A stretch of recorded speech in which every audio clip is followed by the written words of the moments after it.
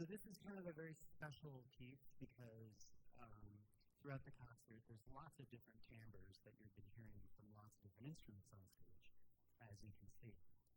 This one, this last piece, is a traditional Chinese piece, and it consists of a bunch of different drums, gongs, cymbals, and wooden instruments. In Chinese, at least in Mandarin, the name for percussion ensemble is called Lao Hu, and Lo means gong, and Hu means drum.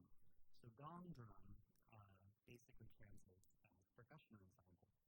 And so this traditional percussion ensemble consists of lots of different instruments. And part of them, like I said, were drums, as you're seeing here, the Chinese tom-toms, as we will know them in the West.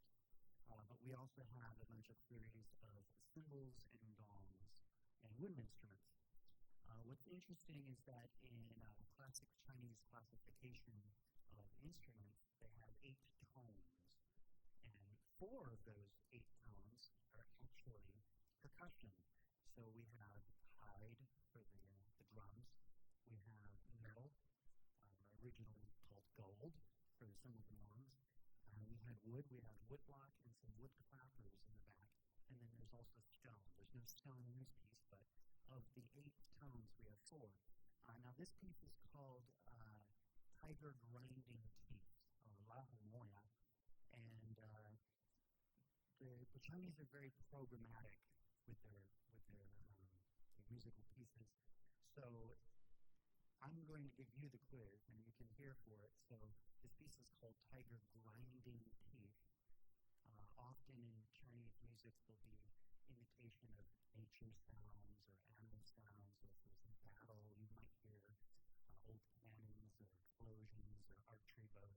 So in this piece, think Tiger grinds his teeth.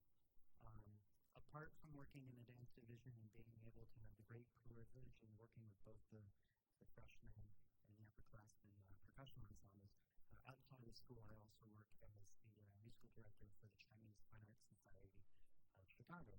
And so I work in various contexts in the community doing outreach with youth. So I'm happy to introduce you Tiger Grinding Teeth. And this is another piece without a conductor.